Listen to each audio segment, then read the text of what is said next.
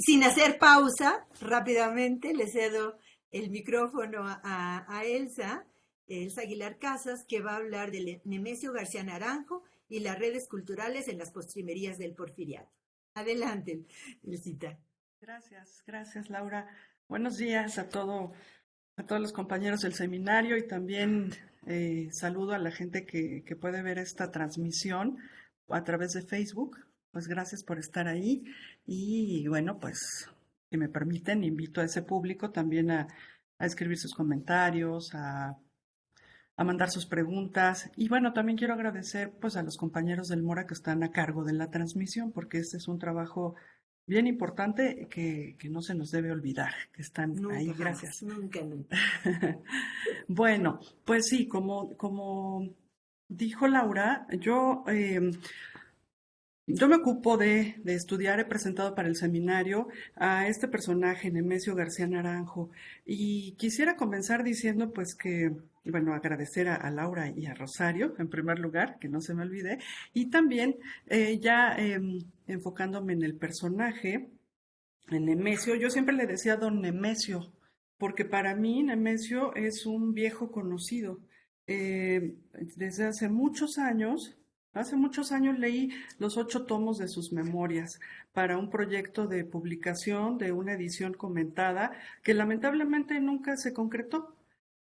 Luego me enfoqué en estudiar el exilio de los mexicanos, el exilio de mexicanos por causa de la revolución, particularmente el caso de los exiliados huertistas, que pues fue precisamente el caso de Nemesio García Naranjo, y bueno, pues de muchos otros, además de Nemesio, estudié a muchos otros compañeros que formaron parte, compañeros suyos que formaron parte del gabinete de Victoriano Huerta.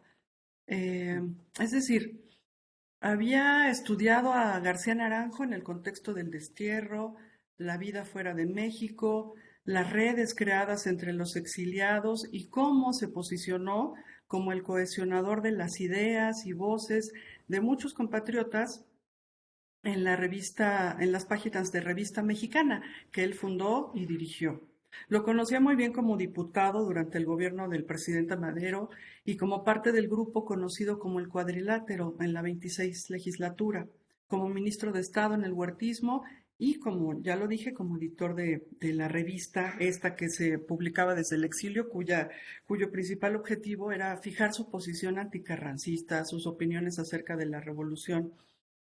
Entonces yo le decía a don Nemesio, pero me di cuenta que en realidad me resultaba muy desconocido este hombre en la etapa previa a su vida política formal, a todo esto que acabo de mencionar aquí brevemente, diputado, ministro, todo lo que ya dije. No lo conocía, no me había detenido mucho a ver qué hacía antes, ¿no? ¿Cómo era su vida? Entonces, ¿quién era Nemesio García Naranjo antes de formar parte de las filas de estos que fueron llamados reaccionarios? ¿Cómo fue su formación académica? ¿Quiénes fueron sus influencias, maestros, compañeros, amigos, padrinos políticos? Eh, ¿Y cómo va pues formando parte de grupos? Pues entonces me doy a la tarea, me quise dar a la tarea o estoy en eso de darle forma a esto y a partir de estas y otras preguntas, pues ir tejiendo un poco más la historia de este personaje. Entonces el propósito es indagar sobre la vida de García Naranjo, esta vez exclusivamente en la etapa previa a su incursión en la política. Pero esto me sirve también como una vía para conocer el contexto, los escenarios y los proyectos de esos hombres jóvenes que irrumpieron en la escena cultural mexicana durante la primera década del siglo XX, la llamada generación del centenario. Es decir, tomo a García Naranjo como botón de muestra de esos jóvenes nacidos en el periodo que comprende el Porfiriato para tratar de explicar cómo funcionaban las redes sociales y culturales en la primera década del siglo XX en la Ciudad de México. Bueno, eh, entonces conozcamos quién es este personaje. Bueno, y también es importante, me parece a mí importante decir que a diferencia de otros de otros hombres de otros personajes que hemos conocido en este seminario y que ya contaban con experiencia profesional, militar o política previa al establecimiento del régimen de Díaz. Pues estoy hablando de una generación que se gestó en pleno régimen de Díaz y que emprendieron sus proyectos culturales hacia los últimos años del gobierno del general. Nemesio nació, ya no le digo don Nemesio, ahora Nemesio, porque vamos a hablar del joven. Nemesio nació en 1883 en Lampazos, Nuevo León. Actualmente Lampazos de Naranjo, en honor precisamente de su tío abuelo, el general liberal Francisco Naranjo. El clan de los Naranjo gobernó durante varias décadas el estado de Nuevo León antes de que Díaz llegara al poder y designara al general Bernardo Reyes como su hombre fuerte en el norte. La presencia de Reyes fue diluyendo el poderío del general Naranjo y de la familia. El arribo de Reyes, entonces, a Nuevo León en 1885 representó un duro golpe al cacicazgo que ejercían los generales Treviño y Naranjo en el estado, lo que provocó rencillas de las familias locales hacia los reyes. El padre de Nemesio también participó en la vida política, fue presidente municipal de Lampazos y diputado en el Congreso de Nuevo León, donde se manifestó abierto adversario al general Reyes. Esa posición del padre frente al gobernador provocó tensiones por las cuales la familia se vio obligada a salir del país apenas un año después de que se instaló Reyes en el poder allá. En 1886 fueron a vivir a Encinal, Texas, donde radicaron aproximadamente 10 años. Ahí estudió Nemesio, ahí inició los estudios primarios, y los cuales concluyó ya de regreso en Nuevo León, en el Instituto Felipe Naranjo también. Así que algo tenía que ver con la familia. A diferencia de muchos de los compañeros que conocería más años después en la Ciudad de México cuando estudió Derecho, Nemesio, como lo acabo de decir, no estudió el bachillerato en la Escuela Nacional Preparatoria, porque ahí en jurisprudencia, bueno, pues muchos de los que conocería y de estos círculos a los que quiero llegar, de los que se fue integrando, pues eran egresados de la Nacional Preparatoria. García Naranjo no, lo hizo allá en Nuevo León. Y esto es importante, o qué relevancia tiene. Bueno, él estudió en el Colegio Civil de Monterrey, ahí estudió el bachillerato, donde pues dicen estudiosas de la educación y del Ateneo en particular, como Susana Quintanilla, dice que la educación era distinta a la de la capital del país. La cito ahora, dice, era posible en estas escuelas, era posible apreciar las diferencias entre la educación de la metrópoli y la que se impartía en las lejanas provincias del norte. Ahí privaba aún la tradición liberal, el nacionalismo de Altamirano, y las modas de la capital sí comenzaban a imponerse, pero sin romper con los moldes tradicionales. Luego se adaptaría muy bien a todo lo que pasaba acá en la Ciudad de México, pero pues aquí nada más para trazar un rasgo distintivo en estos primeros años, en estos años de juventud. Desde los tiempos de bachiller, Nemesio dio señales de su gusto por la escritura y la literatura. Tuvo influencia de maestros como Rafael Garza Cantú, quien le enseñó un método para escribir discursos, le ayudó a perfeccionar su estilo y a corregir sus piezas literarias. Y otro maestro fue Francisco Morales, quien lo llevó al periodismo. Lo invitó a escribir en un periódico que se llamaba La Defensa, cuya línea editorial era antirreyista. Claro, por el origen familiar, pues como lo dije hace un momento, había oposición al reyismo. Entonces, este muchacho del que estoy hablando creció en el seno de una familia liberal ahí en Nuevo León, acostumbrado a escuchar en esa familia como relatos familiares las gestas heroicas de su tío, el general, y del liberalismo. Y pues también, como creo que acabo de poner en claro, era pues una familia y él mismo muy cercano al poder pre-reyista. Las cosas cambiaron a partir de ese momento. Ya acá en la Ciudad de México, vamos a conocer entonces cuál es el escenario en el que se desenvuelve. En 1903, a los 20 años, ingresó a la Escuela Nacional de Jurisprudencia. La escuela fue determinante para García Naranjo, sin duda alguna, igual que para muchos otros jóvenes. Jurisprudencia y en general las escuelas de leyes, pero hablando de esta que era, creo que la más importante, era una plataforma desde donde los estudiantes se vinculaban con la vida política del país. Solía decirse en aquellos tiempos que para ser un hombre exitoso se debía ser amigo del presidente y tener título de abogado. A veces parece que esas cosas siguen pasando. La realidad era que muchos de los maestros que les impartían clase ahí en jurisprudencia, también eran funcionarios del gobierno porfirista, de manera que estaban ahí constantemente, cotidianamente, cercanos los alumnos, escuchando a sus maestros, enterándose de lo que pasaba en el gobierno. Así que no escapaban de relacionarse o de participar en las actividades políticas del momento. Estamos hablando básicamente de las de filiación porfirista o reyista. El propio Nemesio habla de cómo era cómo veía a sus compañeros, sin ser él, como ya lo dije, él era más bien antirreyista, feroz antirreyista, pero bueno, pues le resultaba imposible desapegarse, dejar de ver lo que pasaba en la escuela, donde narra que sus compañeros, sus condiscípulos apoyaban fuertemente al general Reyes, y recuerda cómo se manifestaban, ellos se distinguían por un clavel rojo en la solapa de su saco, y así veía a los compañeros cotidianamente en la escuela.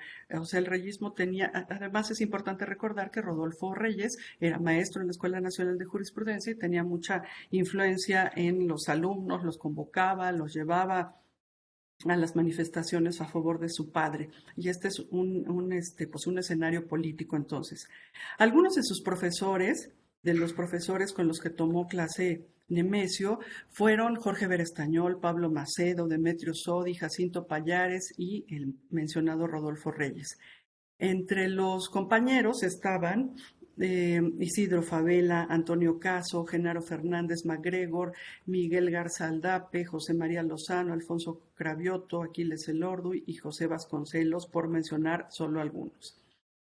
Es indudable, pues, que en esas aulas se congregaba lo más selecto de la sociedad porfirista, tanto profesores como alumnos.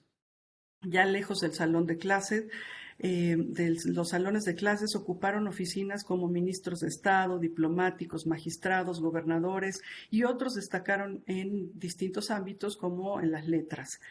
Muchos de estos hombres, sí, son conocidos, los nombres nos dicen la historia que tuvieron, trascendieron, cobraron fama, pero en ese momento eran jóvenes estudiantes que se comportaban como tales. Y Nemesio habla de esto en sus memorias. Dice, nuestra juventud, como todas las juventudes, fue ignorante, presuntuosa, loca, pero no interesada, como tampoco lo fue el abanderado del positivismo, don Gavino Barreda. Nos pasamos los 6 años de jurisprudencia en la aventura perpetua de seguir ilusiones de imposible realización. Por lo mismo, nuestra juventud fue una verdadera juventud. Eso, la estancia en la Nacional de Jurisprudencia es lo formal, la parte formal, lo digamos obligatorio, pero me interesa también que miremos lo que pasaba más allá de las paredes de la escuela, en las calles, en los diferentes espacios de reunión, de francachela. La Ciudad de México, pues, como escenario de aventuras, de fiesta, de descubrimientos. Para estos jóvenes que coincidieron en jurisprudencia, algunos nacidos aquí, varios llegados de diferentes estados del país, la ciudad fue un espacio de libertad como nunca antes la habían experimentado.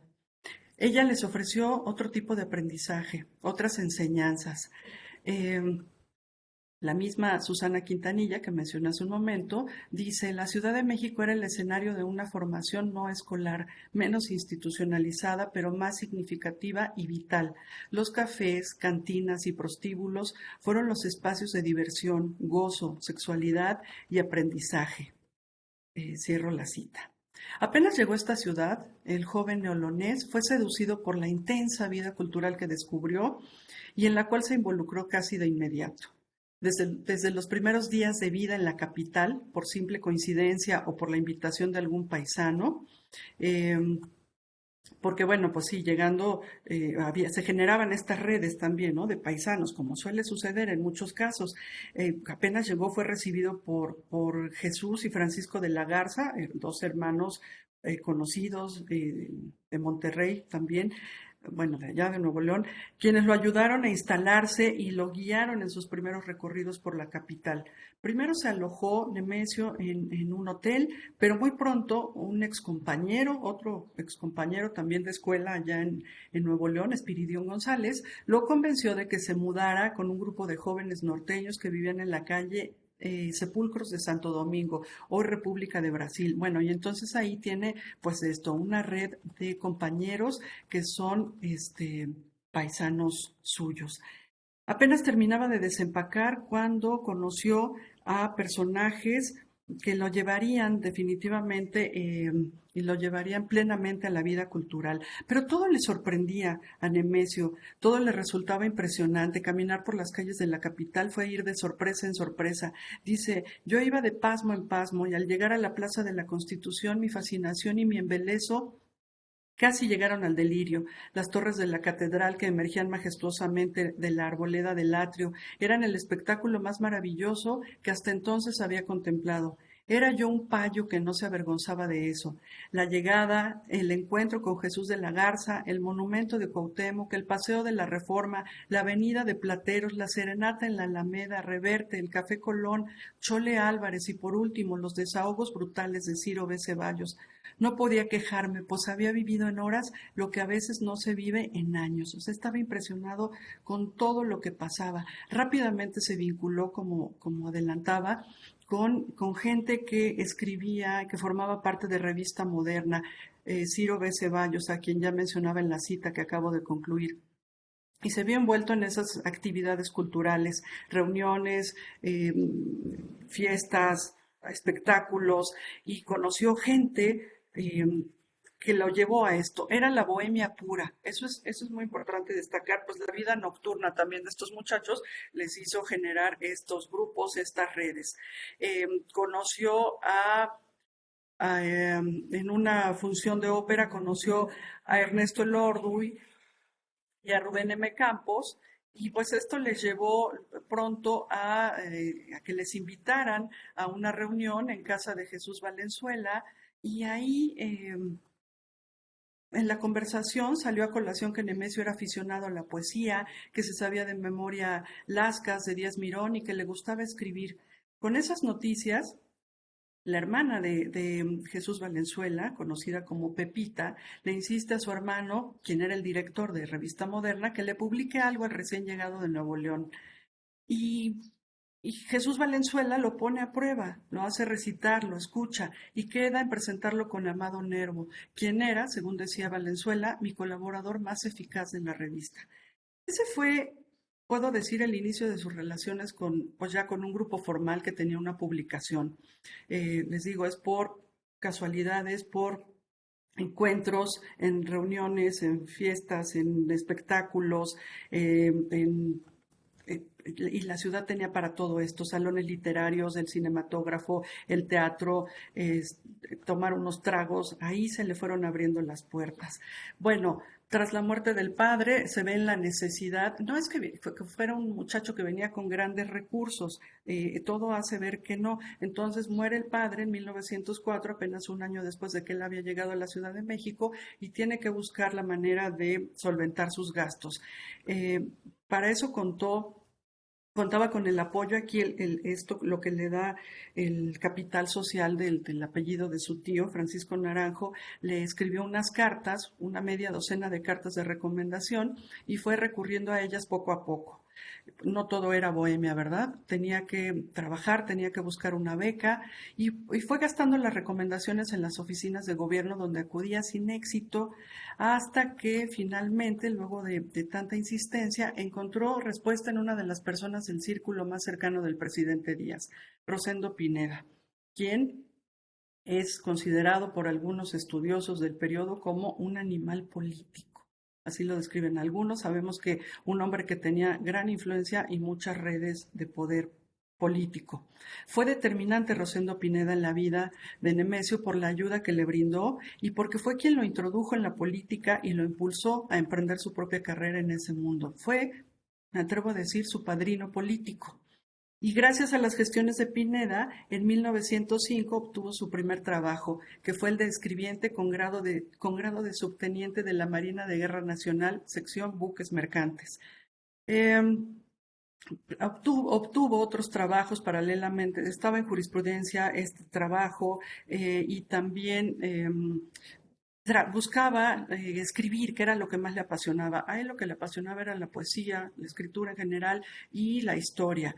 En 1905 ganó el premio a la composición poética en el concurso convocado por el Liceo Altamirano para conmemorar los 300 años de la publicación del Quijote. El concurso convocaba a participar en 3 categorías: estudio, ensayo y composición política. Nemesio ganó en este último llevándose 500 pesos, que era, creo, un gran premio. Además del dinero que le ayudó a estabilizar la situación económica, ese premio le dio reconocimiento público. Esos sonetos lo pusieron frente a personas como Justo Sierra, Ignacio Mariscal, Joaquín Casasus y José María Vigil. Estos sonetos, dice él mismo, ellos me ayudaron a adquirir un cierto renombre que me ayudó mucho. Al menos lo hicieron famoso por esos días y bueno, pues se hizo presente en algunos circuitos. Termina el trabajo en la Secretaría de Marina y bueno, solicita una beca para estudiar historia en el Museo Nacional y tuvo que entrevistarse personalmente con el ministro Justo Sierra, quien lo presionaba para que estudiara arqueología, pero él insistía en estudiar historia, lo cual no le parecía nada bueno, ponía de malas al maestro Sierra porque él lo que quería era gente, muchachos que estudiaran arqueólogos, decía es lo que urge, arqueólogos y etnólogos que puedan sumergirse en los vestigios y en los códices para explicarle a los mexicanos el legado de los antepasados. Bueno, pero él se aferró y entonces estudió historia en la cátedra del maestro de don Genaro García, que impartía en el Museo Nacional. Genaro García, tenemos aquí otro personaje fundamental en la vida de Nemesio, fue el maestro que lo guió en los terrenos de la historia. Como él mismo lo afirmó muchos años después, al lado de don Genaro aprendí historia de México y algo también de bibliografía. Pero lo que aquel hombre ejemplar me infiltró fue la disciplina. Laura, ¿cómo voy de tiempo? ¿Todavía tengo? ¿Todavía tienes unos minutillos? Claro que sí. Bueno, gracias. Me apuro.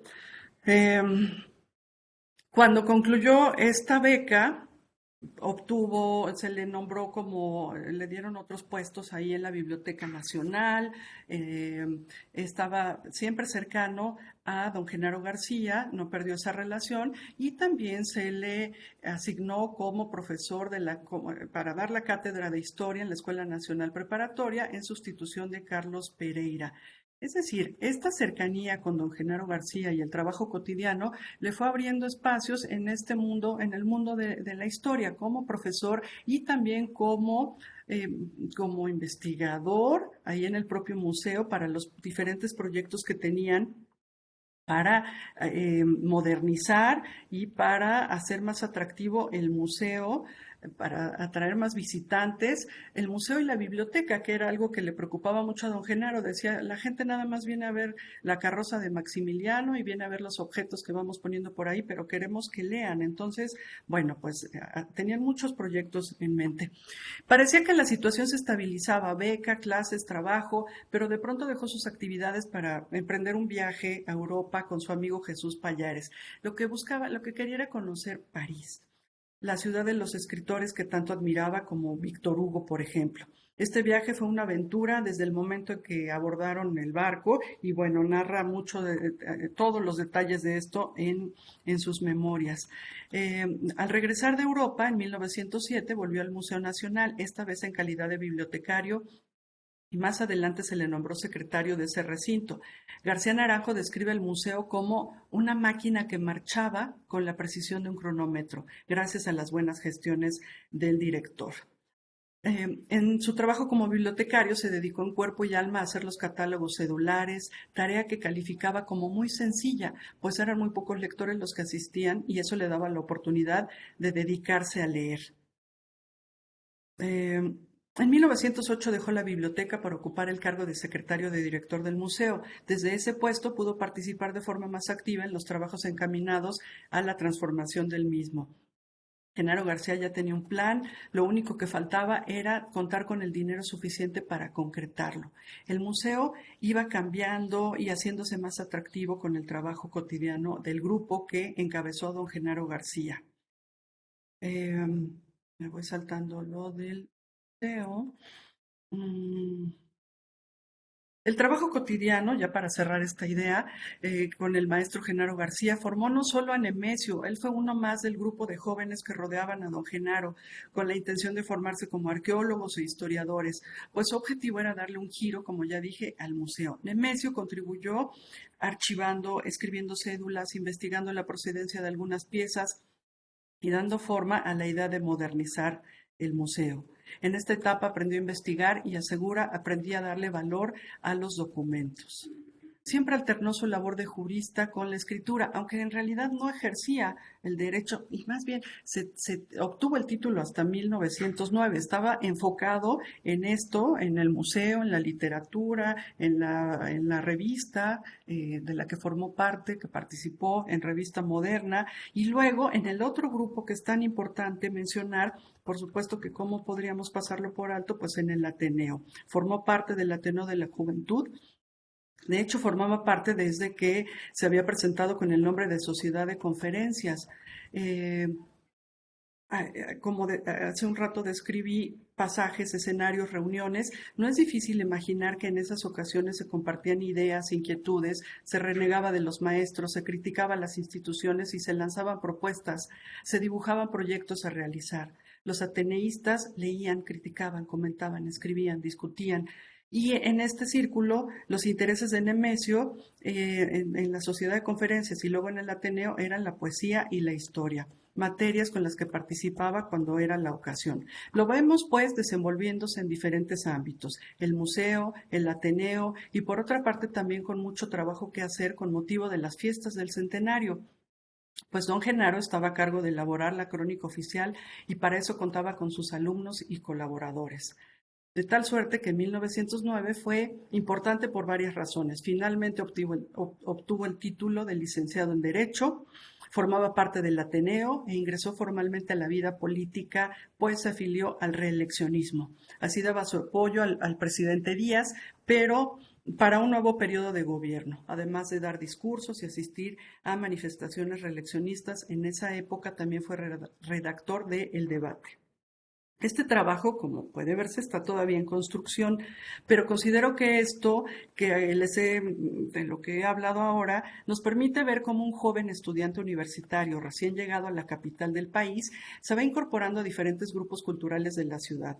Este neolonés que llega a estudiar y descubre todo lo que la capital le ofrece, calles, avenidas imponentes, restaurantes, bares, teatros, salas de música, museos, revistas, escritores, músicos, y también políticos, desde mi punto de vista, veo a Nemesio como un explorador que nos va mostrando ese mundo cultural y artístico de la primera década del siglo XX y nos ayuda a entender cómo se creaban lazos y se generaban vínculos. Influencias, apoyos, padrinazgos, tutores, por supuesto que los tuvo. Sí, sus maestros que lo guían en la escritura y el periodismo. El prestigio liberal de su tío, que le aporta capital social, esas cartas de recomendación. Y padrinazgos y tutores, pues por supuesto los que ya mencioné, Rosendo Pineda, Justo Sierra, Genaro García, ni más ni menos, ¿no? Bueno, la vida de Nemesio García Naranjo se extendió por muchos años, murió hasta 1962. En las entradas de diccionario dicen de él abogado, diputado, ministro de Estado, periodista, escritor. Habría que agregar maestro, historiador, poeta, museógrafo, ateneísta. Bueno, hasta aquí me quedo. Gracias.